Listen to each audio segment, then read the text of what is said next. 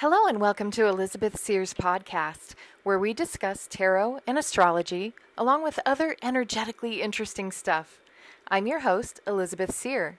This is Season 2, Episode 3, and in this week's episode, we're going to discuss the recent supermoons, along with the Nine of Coins, which corresponds to mid-Virgo, September 2nd to the 11th. With this episode, I'm also including a quick tarot tip, and as always, I'll list the famous or infamous birthdays later, giving you the opportunity to compare public personas with their tarot and astrological correlations.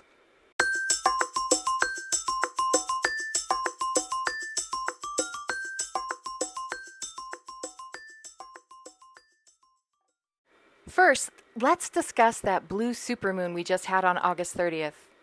We're not going to see another one of those until 2037. We'll see other supermoons, and we're going to see other blue moons along the way, but we're not going to get another blue supermoon for 13 and a half years. And if you want more on the background of blue moons, go back to my last episode and check that out. Modern understanding is that it's the second full moon inside of a month. Now, supermoons occur when the moon's orbit is closest to Earth at the same time the moon is full. The moon orbits Earth in like an ellipse or an oval, which brings it closer to and farther from Earth as it goes around.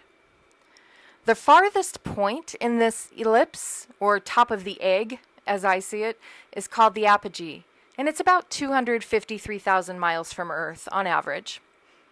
Now, its closest point is called the perigee, which is on average about 226,000 miles from Earth. When a full moon appears at perigee, it's slightly brighter and larger than a regular full moon, and that's where we get supermoon. We had 2 supermoons in August, on the 1st and the 30th. Now, I don't know about you guys, I really actually felt that last one. I had insomnia in the day or so leading up to it.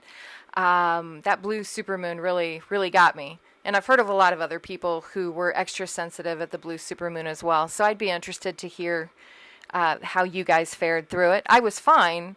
I felt really strong. And again, I was very insomniatic. So by the way, our next full moon is going to be September 29th. And it's also considered a supermoon.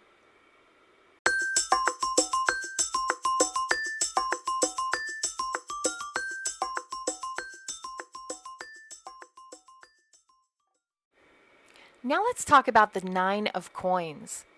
This tarot symbol works in conjunction with mid-Virgo, September 2nd to the 11th.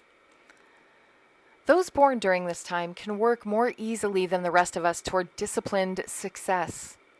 Although it may not be preferred to be alone, they do have a greater capacity for self-reliance and sacrifice to get things done on their own, achieving a comfortable lifestyle. The mid-Virgos have to also overcome the shadow side of this force, and they should remember not to block help just for the sake of ego. Keep in mind this period is also ruled by the Hermit, which is all of Virgo, and the King of Coins, August 12th to September 11th. And these energies were discussed in the first 2 episodes of the season. We're still in earthly Virgo, which means for everyone of all signs, it's a good time to work on the physical, which is home, job, health, property, money, education, etc.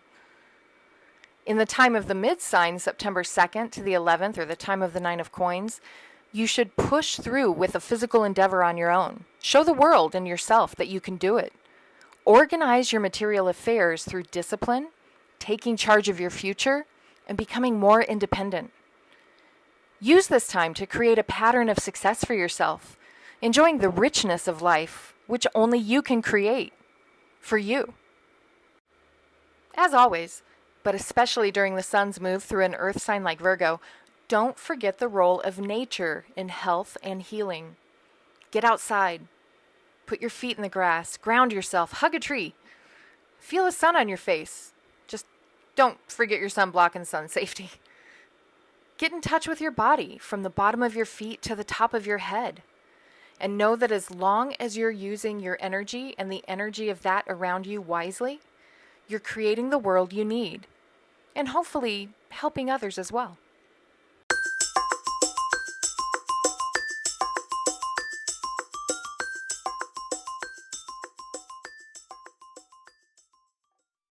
This is something new I've been asked to throw into the podcast. Because of my time spent working with tarot, others thought it might be helpful if I threw in a weekly tarot tip. So I'm not really sure if I have enough tips to offer something new every week, but I'll definitely give it a try. Let me know what you think. Now, if you're learning tarot, putting your deck back in order regularly can be super helpful in connecting with your cards or casting coins, like my Seer's Casting Tarot, which will be available soon. By the way, I'm sorry, not sorry for the obligatory advertisement, but I got to get them in where I can. You know, if you create something, you have to take advantage of the opportunity to tell people about it when and where you can. But yeah, putting your major arcana in order, Fool to the World, separating the suits and putting them in order, Ace through 10, Page, Knight, Queen, King, it's really helpful in getting connected and getting to know your tarot.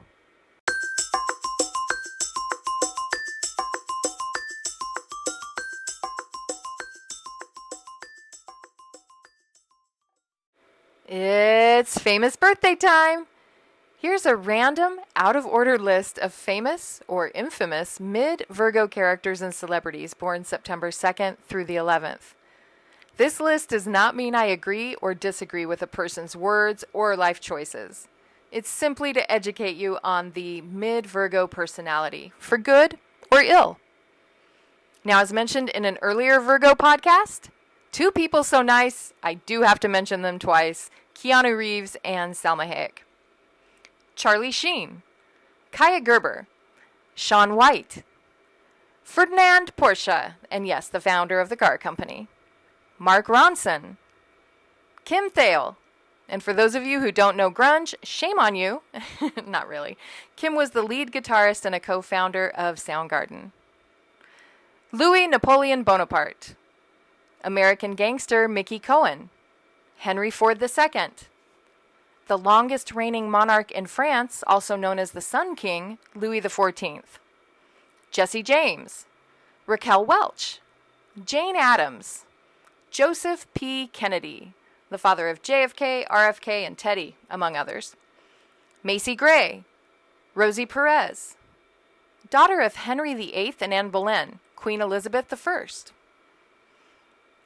Evan Rachel Wood, Leslie Jones, Chrissy Hind, Devon Sawa, Grandma Moses, David Arquette, Alicia Beth Moore, you may know her as Pink, Ruby Bridges, Adam Sandler, Michelle Williams, William Bly, of Mutiny on the Bounty, infamy in case you didn't know, Marie Laveau. Also, side note, my very first psychic reading ever, was done in the back room of Marie Laveau's House of Voodoo off of Bourbon Street in New Orleans on Halloween. And while I don't practice voodoo, I really have feel a special connection with her and her magic. Colin Firth, Chinese entrepreneur, easy for me to say, Jack Ma, Harry Connick Jr., Ludacris, D.H. Lawrence of Lady Chatterley's Lover fame, the president of Syria, Bashar al-Assad, and the dazzling Misty Copeland.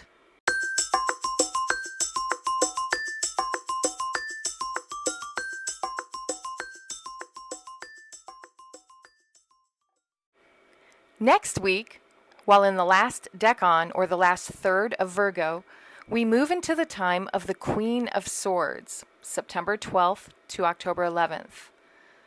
We will also discuss the last trump in Virgo, the Ten of Coins.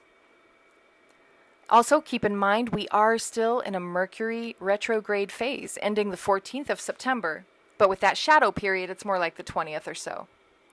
Go back and listen to Season 2, Episode 1 for more information on working with this retrograde, and even learning a bit more about the King of Coins, which runs through September 11th.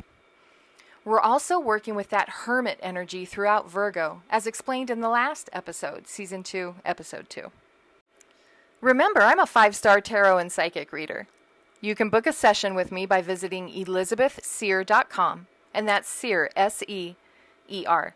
I also have links for my book, Ex Libri Tarot from the Library of Tarot, which is a great book for those who are beginning their tarot journey. It can be purchased through Amazon. And I'm an oracle and tarot creator. Last year, I released the Lenormand Seer Oracle, which is available as a casting oracle or in card format, and I do love both formats. I'm also going to be releasing my Seer's Casting Tarot later this month after that Mercury retrograde. I got the final production pieces, and that tarot casting board is absolutely stunning. Once that Mercury retrograde is over, you're going to have the chance to purchase it. But I'm putting pictures up on my social media, and it is just gorgeous and works really well. I was just working with it quite a bit this afternoon before recording this podcast. Also, while I'm not so great at keeping up on my socials, I do post a video version of this podcast on YouTube within about 2 days of its release here. I also have informative tarot videos and some cool information on my Lenormand Seer Oracle. And again, this is on my socials on YouTube, on TikTok. I really haven't touched that in a bit, so I'm sorry about that. On Instagram, also, just social media. Am I right?